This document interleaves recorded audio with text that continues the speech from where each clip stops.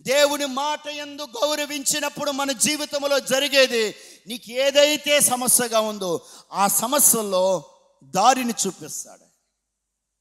ఇప్పటి వరకు మీ జీవితాలలో ఏ దారి కనబడటంలా, ఇంటి విషయంలో, బిడ్డల విషయంలో, కుటుంబ విషయంలో, భర్త విషయంలో, కూతురు విషయంలో, కొడుకు విషయంలో, భార్య విషయంలో, వ్యాపార విషయంలో, చేతి పని విషయంలో, ఉద్యోగ విషయంలో, బలహీనతమైన పరిస్థితుల్లో, ఆరోగ్య విషయంలో ఏ దారి కనబడటం లేదేమో.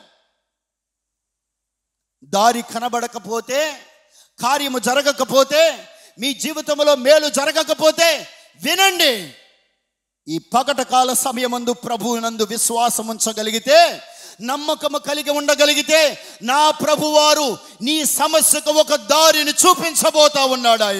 ఆయన మేలు జరిగించబోతా ఉన్నాడు. ఆయన ఉన్నతమైన స్థలములో నుంచి నీ కొరకు ఆయన చెయ్యి చాపబోతా ఉన్నాడు.